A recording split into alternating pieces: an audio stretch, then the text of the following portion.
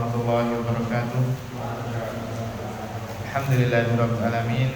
Asyhadu an la ilaha illallah wa asyhadu anna Muhammadar Rasulullah sallallahu alaihi wasallam wa ala alihi wa ashabihi amma ba'd. Alhamdulillahirabbil alamin. Puji syukur selalu kita aturkan kepada Allah Subhanahu wa taala atas limpahan rahmat, hidayah, karunia serta inayahnya yang telah diberikan kepada kita semua, termasuk pada malam hari ini, sore hari ini Allah paring rahmat kepada kita dalam bentuk hujan. Dan kita harus meyakini itu. Kita harus punya i'tiqad, kita harus punya keyakinan bahwa hujan itu bukan azab, tapi justru hujan itu adalah rahmat. Bahkan di dalam hujan ada waktu yang mustajab. Ketika kita sedang hujan, ketika sedang mengalami hujan, saat itulah ada waktu yang mustajab. Sehingga disunahkan kita banyak berdoa ketika sedang terjadi hujan. Termasuk doa yang disunahkan adalah ketika sedang hujan kita membaca Allahumma sayyiban nafi'an. Ya Allah, berikanlah hujan yang bermanfaat. Kemudian setelah nanti selesai hujan, kita juga diajari doa oleh Rasulullah, mutirna bi fadlillahi wa bi rahmati. Apa artinya? Mutirna bi fadlillah wa bi rahmati. Kami telah dihujani dengan keutamaan Allah dan rahmatnya Allah. Berarti doa setelah hujan itu sifatnya pengakuan. Di doa itu ada dua macam. Doa itu ada yang sifatnya niku permohonan, ada doa yang sifatnya niku pengakuan. Ada doa yang sifatnya pengakuan, ada doa yang sifatnya permohonan. Contohnya doa pengakuan lagi apa nih? Doanya Nabi Adam, Rabbana zalamna anfusana. Ya Allah, wahai Tuhan kami telah menganiaya pada diri kami. Wa illam taghfir lana lanakunanna minal khasirin. Jika Engkau tidak mengampuni kami, pasti kami akan menjadi orang-orang yang rugi. Berarti ini kan pengakuan. Tidak ada sisi permohonan begini Gusti Allah. Bahkan doanya Nabi Ayub ketika sedang sakit itu pun juga sifatnya bukan permohonan. Itu hanya pengakuan. Inni massaniyadz-dzurru wa anta arhamur rahimin. Nabi Ayub ketika menerima sakit yang bertahun-tahun, belasan tahun, Nabi Ayub hanya memberikan pengakuannya kepada Allah. Inni massaniyadz-dzurru, ya Allah, kami saat ini telah tertimpa adzur, berbagai macam hal-hal yang berat. Wa anta arhamur rahimin, Engkau zat yang paling punya rasa sayang. Sifatnya pengakuan berarti. Ada doa-doa yang sifatnya itu permohonan. Dan semuanya itu adalah bentuk dari ibadah. Baik doa yang bentuknya niku pengakuan ataupun doa yang permohonan, niku dua-duanya adalah ibadah kepada Allah. Semua doa itu adalah ibadah. Bahkan ibadah sendiri itu identik dengan yang namanya doa. Rasulullah SAW mengatakan ad-du'a'u huwal ibadah. Doa itu adalah ibadah. Berarti doa juga bisa. Ibadah juga doa. Salat itu sendiri adalah doa. Di dalam sholat itu kan banyak doa-doa yang kita ucapkan. Bahkan ketika kita ibadah sendiri, itu maksudnya kan ketika kita ibadah itu kita minta balasan juga kepada kepada Allah. Kepada Allah. Ketika kita beribadah itu angsal betul balasan. Angsal gitu. Meskipun ada kelompok-kelompok tertentu yang mengatakan tidak boleh meminta balasan kepada Allah dalam ibadah. Namun pendapat seperti itu kurang tepat. Rasulullah sendiri banyak berdoa kepada Allah dikaitkan dengan ibadah.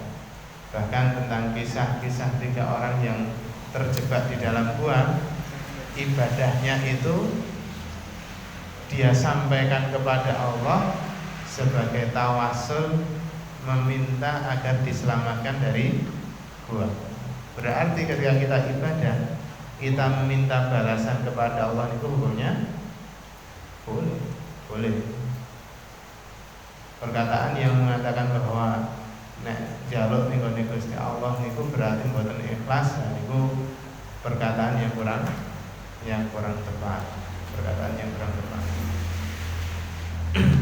Ketika kita beribadah, boleh kita meminta kepada Allah, meminta balasan kepada Allah.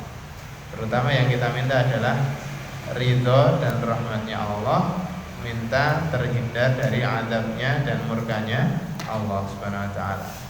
Salat serta salam semoga selalu tercurahkan kepada Nabi kita Nabi Muhammad sallallahu alaihi wasallam beserta seluruh sahabat, para tabi'in, para tabi'in, para alim ulama serta seluruh umat muslim hingga akhir zaman.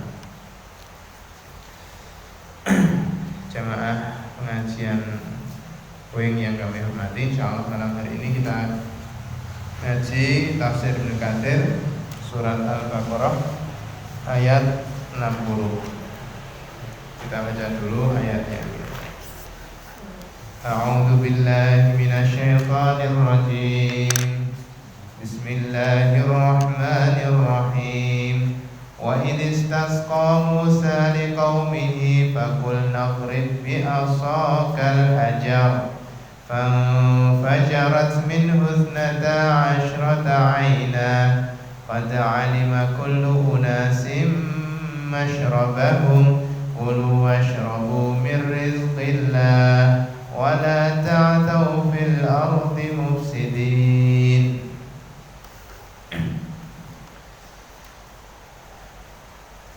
Dan ketika itu Nabi Musa alaihi salatu wassalam meminta air, memohon air kepada Allah untuk kaumnya. Meminta air, dari kata istasqa niku minta minum. Dari kata dasarnya sako, istasqa. Sako niku minum, istasqa niku meminta minum, meminta air. Nabi Musa meminta air kepada Allah untuk kaumnya. Maka kami Allah berkata kepada Nabi Musa alaihissalam, kalimat-kalimat kami yang dirujukkan kepada Allah itu biasanya dijadikan alat bagi orang-orang musyrik untuk membantah kesalahan Al-Quran. Quran kan yang salah, makanya Quran itu Allah dinisbatkan apa? Kami itu kan kata ganti jamak apa tunggalnya? Kami ini kan kata ganti jamak. Nah kok Allah kata gantine niku kami, kok mboten aku? Kata gantine Allah kok ngene, ayat-ayat itu sering dengan kata kami. Itu masuknya di ilmu balaghah. Ilmu balaghah, ilmu bahasa Arab. Ilmu bahasa niku kathah banget. Ada banyak cabangnya. Nahwu dan sorof niku namung salah dua cabangnya. 2 cabang ilmu bahasa. Banyak cabang bahasa, ilmu bahasa Arab yang lain. Kalau Allah dikatakan kami itu dalam bentuk penghormatan. Penghormatan. Seperti kata assalamualaikum, meskipun sing di salam ini ku namung setunggal, niku tetep lek ngucapke kan mboten assalamualaikum. Senajan ajeng assalamualaikum ya hangsal, tapi kalaupun mengucapkannya tidak dirubah dengan assalamualaikum, tetap digunakan kata jamak assalamualaikum. Alaika niku kan engkau, tapi alaikum atas kalian. Padahal sing disalami namung setunggal umpamane niku tetap boleh. Karena itu dalam ilmu bahasa Arab namanya penghormatan. Nah, penghormatannya untuk Allah adalah kata aku diganti dengan kami. Maka kami Allah berkata kepada Nabi Musa, berfirman kepada Nabi Musa, idrib bi'asakal hajar, pukulkanlah tongkatmu pada batu.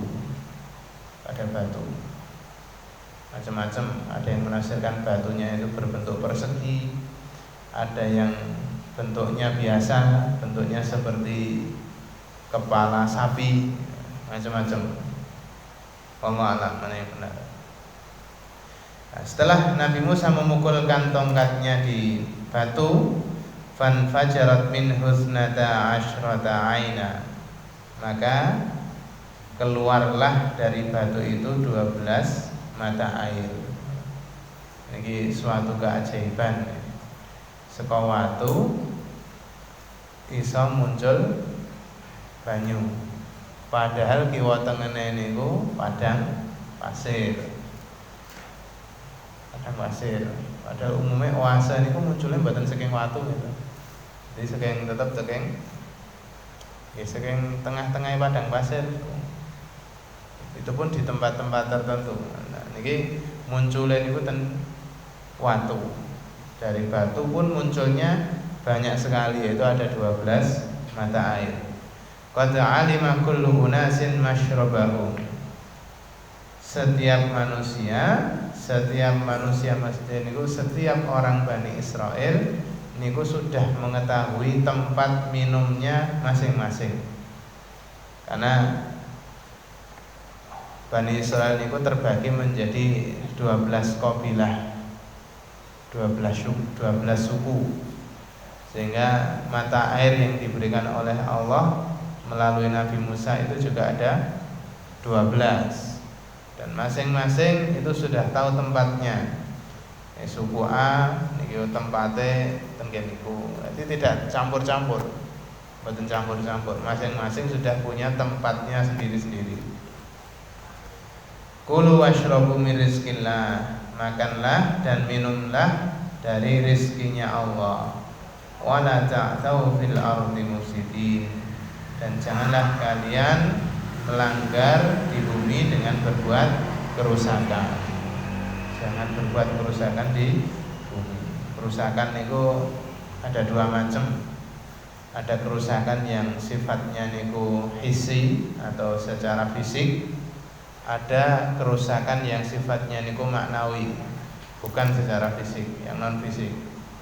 Namun yang dimaksud di ayat ini niku terutama yang kerusakan yang sifatnya niku maknawi. Berbuat maksiat, berbuat pelanggaran, berbuat dosa di muka bumi.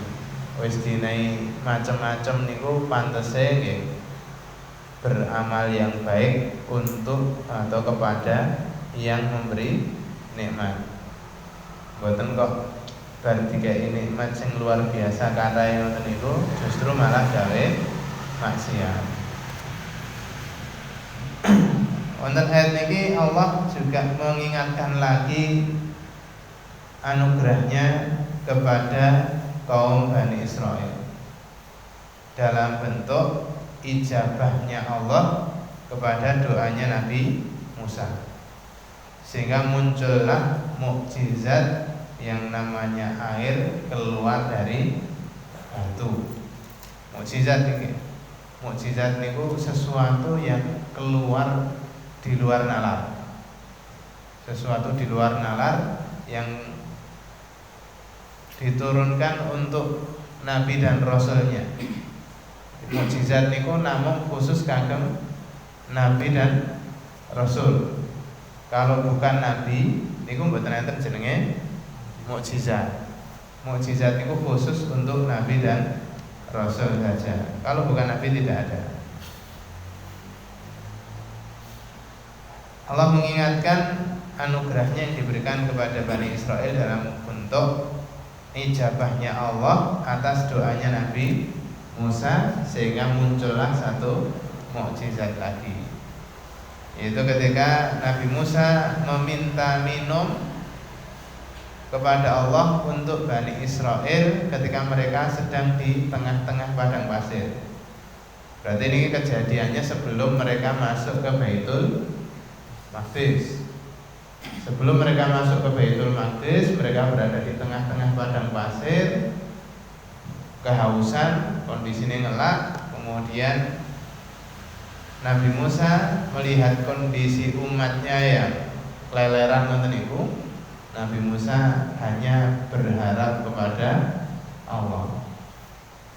Berharapnya kepada Allah yaitu dengan cara Nabi Musa berdoa. Berdoa minta minum. Dimana kita niku mengalami kesulitan, niku yang harusnya kita ingat pertama kali niku adalah Allah. Kita niku janjane pun diberi logika berpikir yang seperti itu janjane. Namun terkadang fitrah kita niku rusak karena tontonan ataupun pergaulan. Fitrahnya manusia itu terkadang bisa rusak karena apa yang dia lihat atau karena pergaulannya. Wong niku nek pamane susah banget.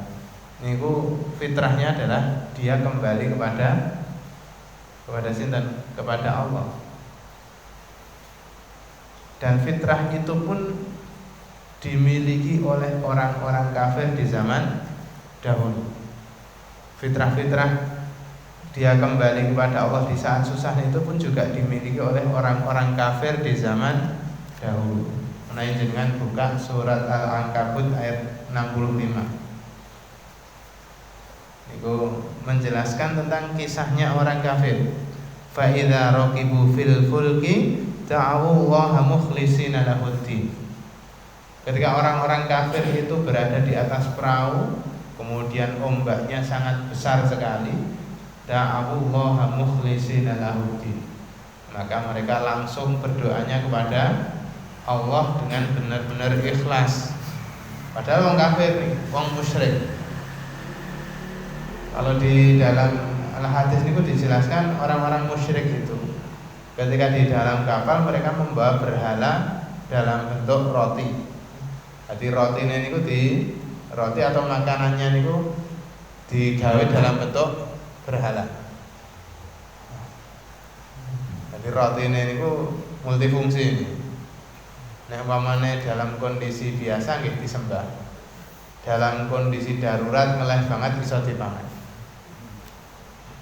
Ini yang dilakukan oleh orang-orang musyrik di zaman dahulu. Orang-orang musyrik di zaman dahulu. Ketika dalam kondisi aman, berhala itu mereka sembah. Tapi ketika kondisi yang benar-benar darurat, mereka tahu bahwa benda itu tidak akan bisa menyelamatkan mereka. Berhala yang dalam bentuk makanan tadi panganan tapi dibentuk kayak patung tadi. Mereka yakin bahwa itu tidak akan bisa menyelamatkan dirinya, sehingga benda itu tidak akan mereka sembah lagi. Justru mereka akan mengingat pada Allah, sehingga mereka berdoanya kepada Allah di saat kondisi darurat. Di saat kondisi darurat.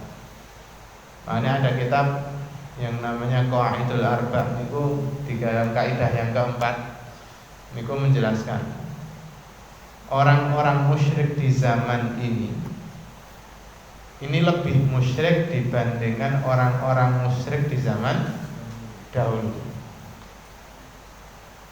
Karena nek yang musyrik di zaman dahulu mereka akan kembali kepada Allah di saat kondisi bahaya. Ketika kondisi aman mereka kembali menjadi orang musyrik lagi. Sedangkan di zaman sakniki terkadang kondisi aman nggih mboten kelingan Allah, kondisi bahaya mboten kelingan ngene Allah. Kondisi bahaya kelingane ten kene jimate, kondisi aman nggih jimate diuri-uri. Niku yang terjadi pada orang musyrik di zaman ini. Sehingga kalimat itu tepat sekali. Orang musyrik di zaman dulu niku tesih mendingan timbang wong musyrik di zaman sakniki. Wong musyrik zaman sakniki niku parah. Bahkan terkadang ada orang Islam tapi yang melakukan syirik, sholatnya tertib, tapi yang merdukune ya tetap, gitu. Ya tetap sholat, tapi nggih merdukun. Ya sholat, tapi nek tetombo nganggo sajen-sajen. Nek tetombo dadah golek-golekan pitik cemani umpamane. Nggih sholat, tapi juga nguri-uri yang namanya budaya kesyirikan. Banyak orang-orang musyrik di zaman ini jauh lebih parah dibandingkan orang musyrik di zaman dahulu. Nah, Nabi Musa, kembali ke kisah Nabi Musa, ketika kondisi kaum ini kehausan, maka Nabi Musa teringat dengan Allah, kemudian berdoa kepada Allah agar diberikan air. Maka Allah memberikan minum kepada mereka, dan Allah mudahkan air itu bisa keluar dari batu. Padahal itu sesuatu yang secara nalar boten masuk akal.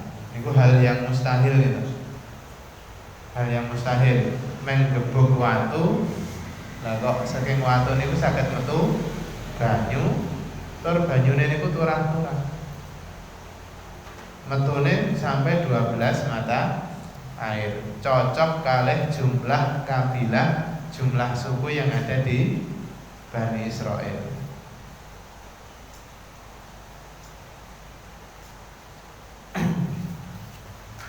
Qad alima kullu unasin mashrabahu.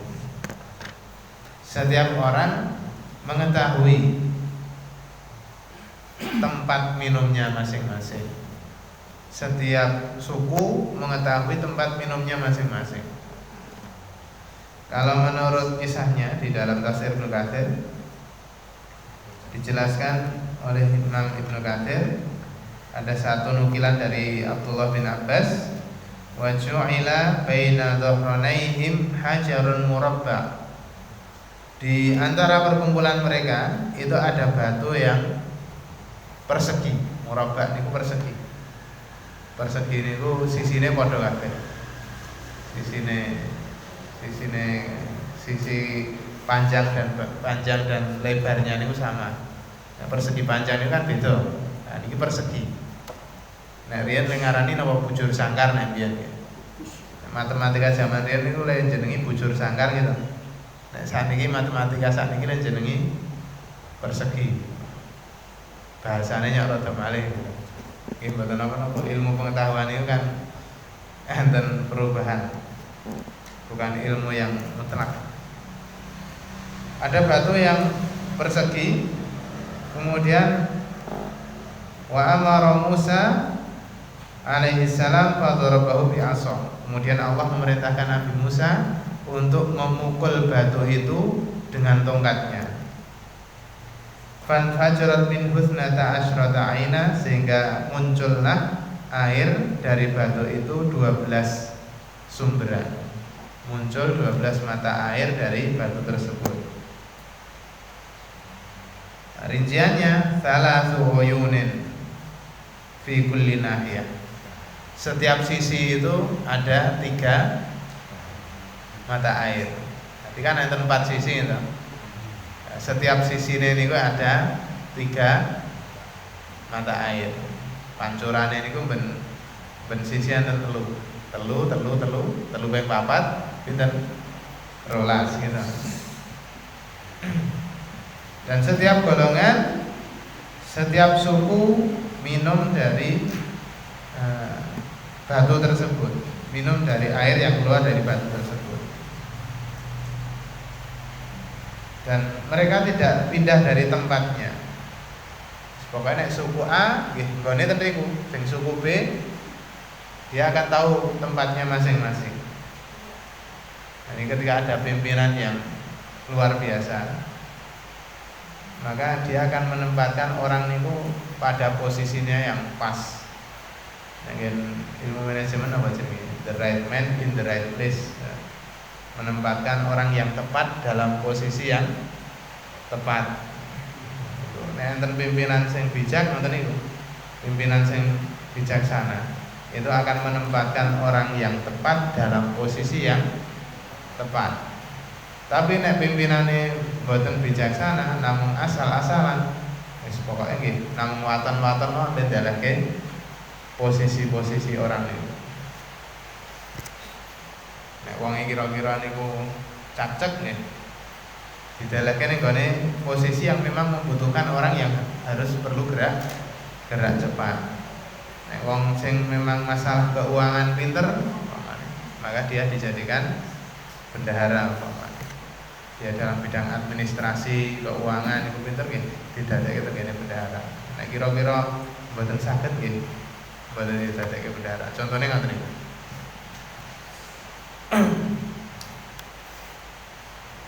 Kalau di dalam tafsiran yang lain, kenapa kok bisa langsung masing-masing suku itu bisa tahu tempat minumnya? Jadi tanpa diatur ribet-ribet niku padha ngerti dhewe-dhewe.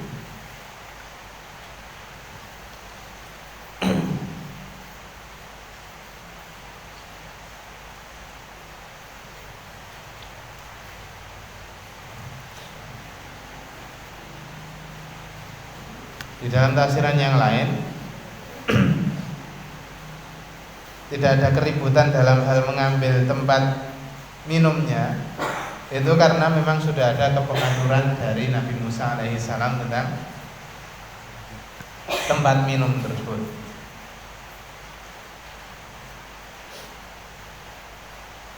Setiap orang, setiap pimpinan dari 12 suku itu sudah menempati 12 mata air yang ada di sekitar batu. Sehingga ketika pimpinan ini pun manggon tentriku, anak buah dari pripun? Dari manut. Satu orang itu, satu pimpinan sudah nempat di salah satu mata air, anak buah ini dari manut. Dan itu sehingga lebih mudah untuk menempatkan masing-masing suku di dalam mata airnya masing-masing.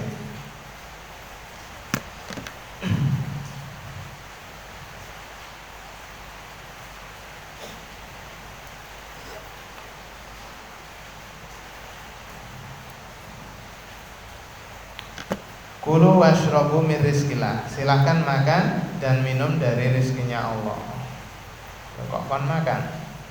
Di kisah yang sebelumnya kan napa niku enten manna wasalwa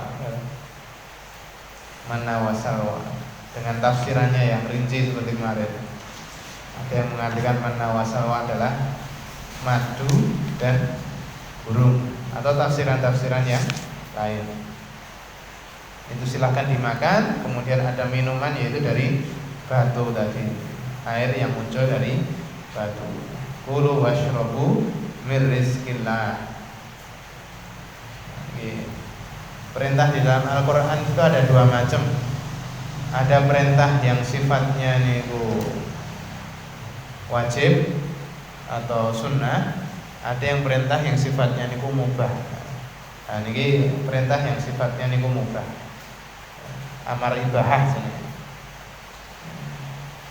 Jenengan maos ten kene surat Al-Jumu'ah nika fa idza qudiyatis shalatu fantashiru fil ard. Ketika khutbah Jumat, ketika sholat Jumat sudah diselesaikan, fantashiru fil ard, maka bubarlah di muka bumi. Kan bubar niku maksudnya bukan kok terus nek bar Jumatan niku wajib kudu lunga kabeh saking masjid niku mboten. Niki maksudnya perintah mubah. Silahkan, nah, bahasa terjemahannya ada. Silahkan bubar. Sehingga kulu washrabu tadi maksudnya silahkan makan dan silahkan minum. Silahkan minum dari rezekinya Allah. Wala ta'thaw fil ardi mufsidin, dan janganlah berbuat pelanggaran di muka bumi. Berbuat pelanggaran di muka bumi ini termasuk bentuk kekufuran kepada Allah karena tidak mensyukuri atas pemberiannya Allah.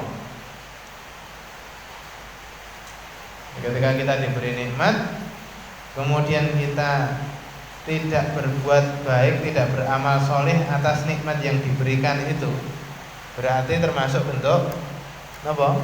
Kekufuran. Bentuk kekufuran karena tidak berterima kasih.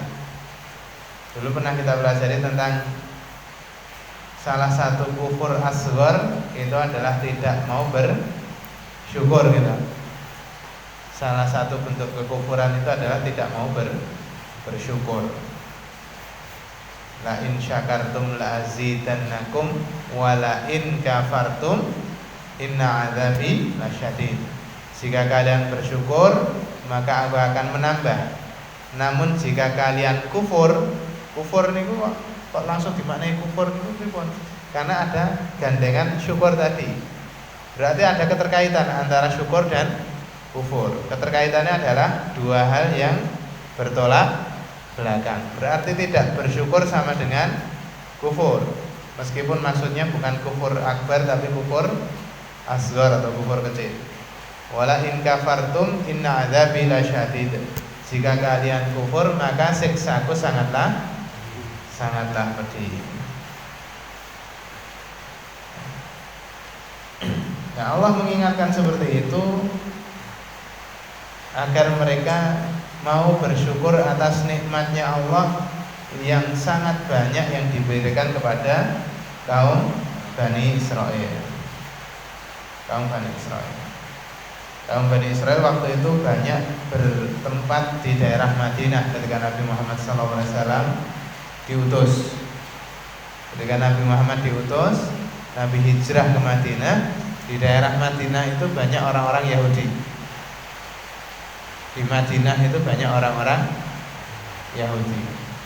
Dan antara orang-orang Muslim dan orang-orang Yahudi ada perjanjian damai, sehingga tidak ada peperangan antara orang Muslim dan orang Yahudi di Madinah itu. Terjadi peperangannya antara Muslim dan Yahudi karena orang-orang Yahudi mengingkari perjanjian damai, yaitu ketika perang Khandaq.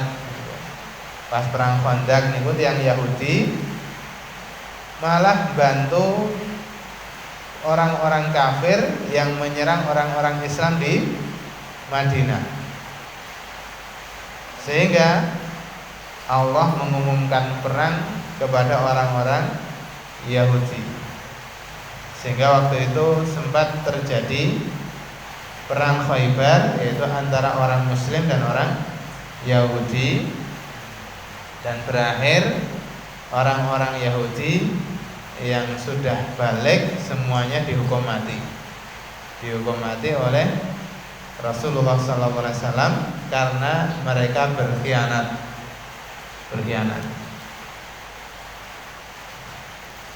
Wala ta'thaw fil ardi mufsidin, janganlah berbuat kerusakan di muka bumi. Ketika mereka berbuat kerusakan di muka bumi, maka nikmat-nikmat Allah yang telah diberikan kepada mereka akan Allah cabut. Jadi sebenarnya ketika kita bersyukur, itu manfaatnya bukan kepada Allah, tapi manfaatnya untuk kita. Wa may yashkur fa innama yashkuru li nafsi. Barang siapa yang bersyukur, maka syukur itu bermanfaat untuk dirinya sendiri. Kalau kita niku syukur, niku manfaat sing ngrasake niku awake dhewe. Menawi kita niku mboten purun syukur, Allah niku mboten rugi. Nek awake dhewe niku kufur mboten purun syukur niku awake dhewe mboten rugi. Nah, terkait kalian kufur wangi-wangi, memang kufur niku macam-macam. Ada kufur akbar, ada kufur asghar. Kemudian larangan-larangan di dalam Al-Quran itu tidak semuanya adalah kekufuran. Di dalam Al-Quran itu larangan-larangannya ada yang sifatnya niku syirik, Ada yang syirik akbar, ada yang syirik asghar. Kemudian yang kedua, larangannya Allah ada yang berbentuk kekufuran, ada yang kufur akbar, ada kufur asghar. Kemudian yang ketiga, larangan-larangan Allah ada dalam bentuk al-kabair atau dosa-dosa besar. Kemudian yang keempat, larangan-larangan Allah itu bisa juga dalam bentuk as-saghair atau dosa-dosa kecil. Meskipun dosa kecil itu bisa berubah menjadi besar karena beberapa sebab. Yang pertama, ketika dosa kecil itu diremehkan. Dosa kecil ini kok nek disepelekke bisa berubah menjadi besar. Kemudian yang kedua, dosa kecil juga bisa menjadi besar jika dilakukan secara berulang-ulang atau terus menerus. Makanya Rasulullah mengatakan iyyakum wa muhaqqaratidz dzunub. Takutlah pada dosa-dosa kecil. Fa innahunna yajtami'na 'ala rajul hatta yuhlikna. Karena dosa-dosa kecil itu ketika dilakukan terus-menerus akan berkumpul menjadi besar kepada seseorang sehingga dosa itu merusak pada pelakunya. Dosa kecil bisa berubah menjadi besar. Yang kedua, jika dilakukan secara terus-menerus. Dan yang ketiga, dosa kecil juga bisa menjadi besar jika dilakukan oleh seseorang yang punya pengaruh. Punya pengaruh itu apa contohnya? Seorang ustadz, seorang tokoh, atau seseorang yang punya pengikut banyak. Ini termasuk idolanya banyak manusia. Nah, ketika dosa kecil itu dilakukan oleh orang-orang tersebut, dosa kecil itu bisa berubah menjadi besar. Sebabnya apa? Dosa itu nanti akan diikuti oleh orang-orang yang menokohkan orang tersebut. Umpamanya enten seorang ulama melakukan dosa kecil, kemudian murid-muridnya melihat itu, kemudian dia mengikuti dosa yang dilakukan oleh ulama tersebut, sehingga ulama tersebut mendapatkan dosa yang dia lakukan plus dosa dari orang-orang yang mengikuti perbuatannya. Sing melu-melu niku juga ngirim jariah dosa tenggene tokoh niku. Makanya dosa kecil itu bisa berubah menjadi besar jika ada tiga hal ini. Satu, diremehkan. Dua, dilakukan terus-menerus. Tiga, dilakukan oleh orang yang berpengaruh. Insyaallah mengatakan yang saya kula aturaken, mungkin dadosaken manfaat kagem kula lan panjenengan sedaya. Kathah salam kathah kurang kula nyuwun pangapunten. Assalamualaikum. Ditutup kanthi doa. Oke, kita tutup kanthi doa kafaratul majlis. Subhanakallahumma wa bihamdika asyhadu an la ilaha illa anta astaghfiruka wa atubu ilaik. Assalamualaikum warahmatullahi wabarakatuh.